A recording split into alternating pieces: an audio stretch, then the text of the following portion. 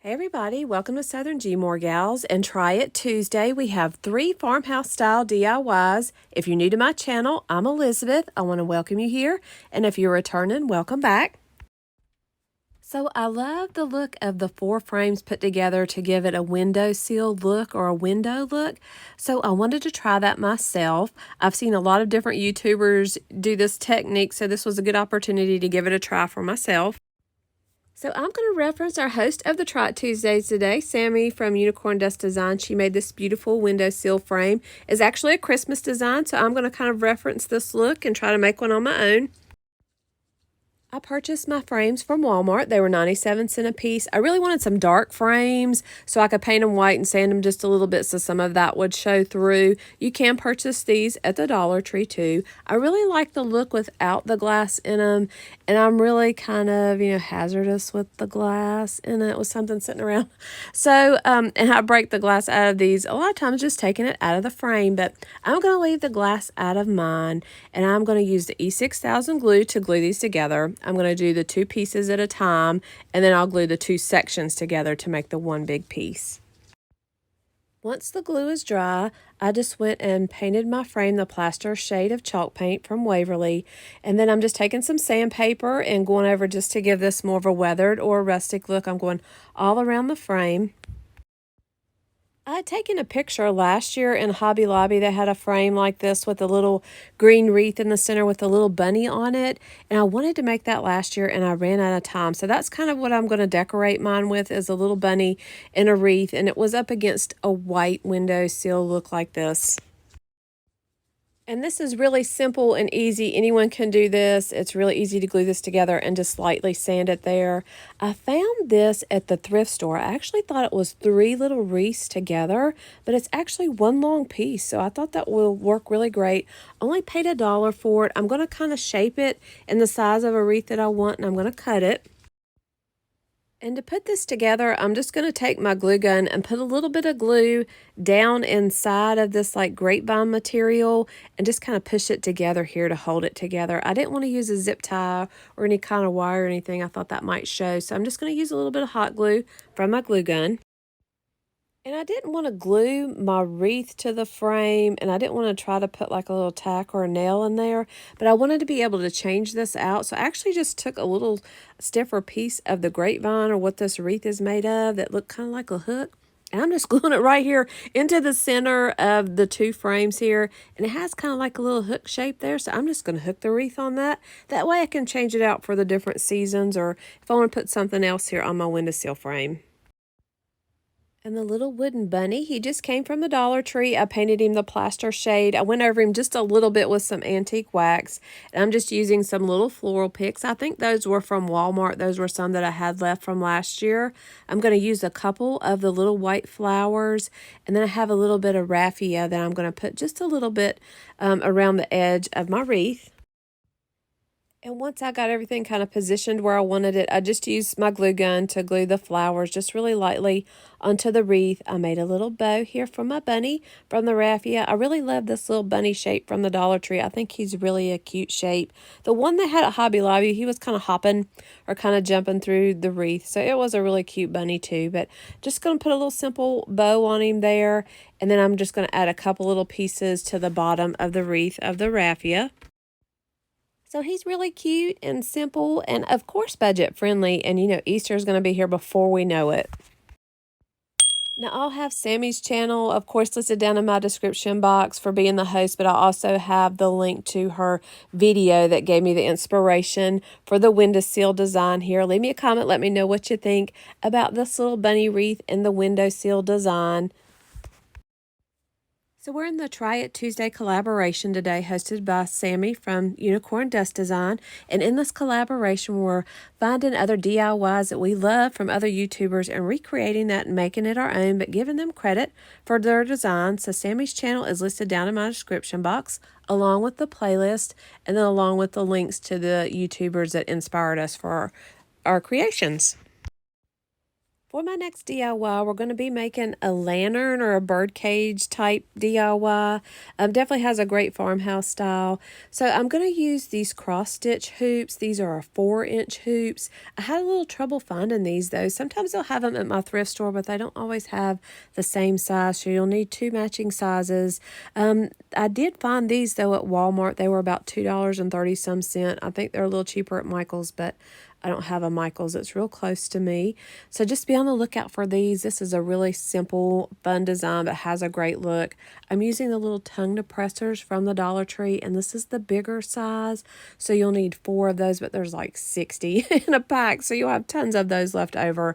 And all we're going to do is loosen the bottom hoop there, and we're going to slide these into the ring. Now I found it a little bit challenging with the last one that goes in here, so you may have to loosen your loop all the way to get it loose to get these 4 inside of here. And then we're going to just repeat the process for the top part. I got my inspiration from Emily at Burlap Kitchen. She has an awesome DIY YouTube channel and then Instagram and also her own website. So she has lots of farmhouse designs, and she made this awesome lantern and made it look so simple. So for my designs on my lantern, I'm going to use these little stickers from the Dollar Tree. And of course, all they had was blue. So we're going to use blue, but these come in, they're already stuck together. So you don't have to do like individually stick each one. That would be fun, wouldn't it? But they come in a little strip. So all you have to do is attach the little strip, and then I'm going to paint over top of this. So I think these will be held in place really good once I paint it. And I wasn't quite sure how much of this I wanted on here, but I'm going to take the beads and go around both of the hoops, all the way around those, and then I'm going to go down the center of each of the 4 strips that are on my lantern. And this is the Waverly shade of chalk paint. It's the plaster. I'm going to have to paint 2 coats right now. I'm just doing the first coat, and I'm going to attach my beads on the top, and then I'll go back and put the second coat. If they have a gold or a silver sticker, those would probably be easier to cover than this blue. And I know I've used red before, and they just tend to turn pink. So get ready to be bedazzled here with some of these beads. So here we go. Now I tried this already, and you have to use a little bit of wire if you don't want these to be floppy. So I tried to attach this without the wire first, and all it did was sag down at the bottom. So I'm going to take my glue gun, I'm going to attach the bead on one side, and then I ran a little piece of wire, just the floral wire from the Dollar Tree, all the way across the center. It's the really thin green wire. So I hot glued that to the opposite side, so there's a little arch there, and I'm taking my bead and I'm just gluing this all the way across onto that wire arch, and I'm just using the one piece of the floral wire because the other ones will now attach to this and they won't be so floppy or so saggy, and if you don't have the wire, it'll kind of flop down inside of your lantern. And I liked it with just 2 pieces here going across, but then I decided to add more, and I kept adding more and more. So I have several strands here. They're all going to meet in the middle, but I just put the one original strand of the wire. So that is the only one that has the wire underneath it. And then all of the other pieces I'm just attaching or running up to the center. And then I'm going to paint all of these. And here you can see the top of my lantern here. Looks very beautiful, I think. Very pretty. Looks almost kind of like a little carriage top, I think. And I made a mess there with my hands. I was going to try that little piece there to go on the top, but I didn't like it once I went to glue it up there. So I just put a couple more little beads there to kind of give it, the look where it was meeting right in the center. Now this part here, I should have did this first. So when you're doing yours, do this part first. Don't wait till the end to do this part. So the lantern needs some type of removable bottom, so you can put your candle in here, whatever you want to decorate it with. I'm just using a piece of this like foam poster board from the Dollar Tree. I traced around the inside, but if you exactly trace the inside, it's going to be too small. So it needs to be just slightly a little bit bigger around that circle, so you can push it into place, but where it's removable. And I think it only took me about, like 3 tries to get it right. I finally got it then, though. But it would be much simpler if you do that before you glue the like tongue depressors onto the rings to make the bottom part. I'm just using some antique wax just to kind of give this a little bit more of a rustic look. I'm going to go kind of heavy on it, so I'm going to go all over my little lantern, and then we'll get us a little candle in it. So if you're looking for some Valentine inspiration, I have some great Valentine videos that are out right now. I'll have those listed down in my description box. I also have some great thrift flip videos that are out. I have a new farmhouse thrift flip video that's out where I recreated a peg leg rooster, and then I'm using some decals from Hobby Lobby. And then in my Valentine thrift flip video, I have a great giveaway that's going on right now that doesn't end till January 29th. So check out that video so you have a chance to win a great prize.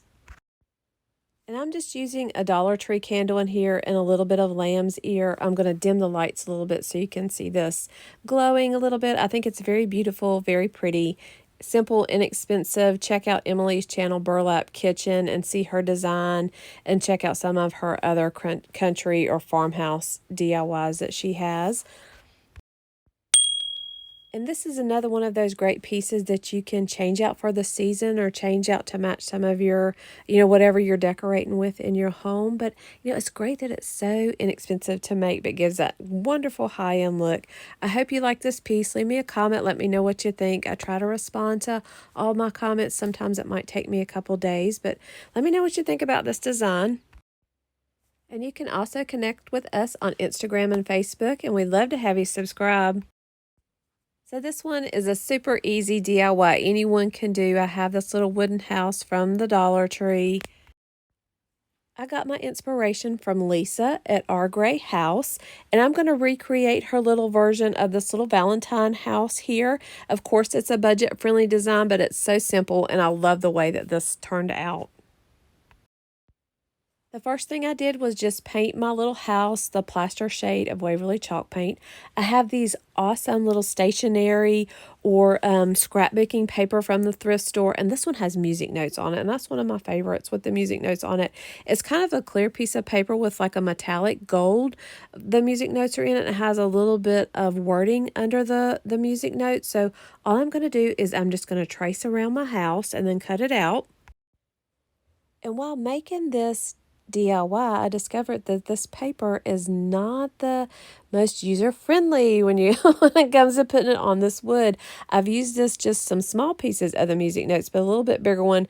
This one wanted to bubble up quite a bit. So I'm going to put the Mod Podge on the house first and then try to smooth this out. I tried it once with putting it on the paper first, and that didn't work very well for some reason. I've not had any trouble when I've been doing the decoupage with it with some other pieces of paper, but this one for some reason it didn't want to smooth out very good. So I'm going to put it on the wood first, and then we're going to start at the bottom, and then you'll want to use your hands or a roller or something to just try to smooth out the air or any bubbles that are underneath here.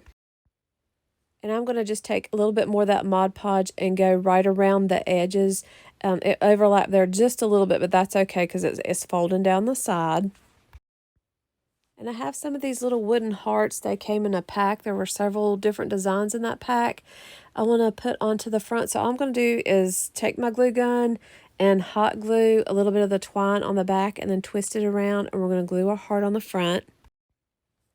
And even though mine has a little heart maybe for Valentine's Day, this is really an everyday look with the music notes. I think you can put those out really any time of the year. I love the way the music notes look though on paper. That's one of my favorite things with scrapbooking. I did notice once I got it wrapped here that I had wanted to put some of the antique wax around the edge. I wanted the edging of the borders here to be dark. So I'd already put my twine on, but I went ahead and went over it just a little bit with some of the antique wax around the edges. And that's it. So this was a really simple makeover for this one. It really turned out really cute, really easy. I want to thank everybody for watching. I want to thank Sammy for hosting the challenge, and then Emily at Burlap Kitchen and Lisa at Our Gray House for the inspiration for these DIYs. And check out the playlist, see what everyone else has made for their Try It Tuesday. I want to thank everybody for watching. Hope y'all have a great day.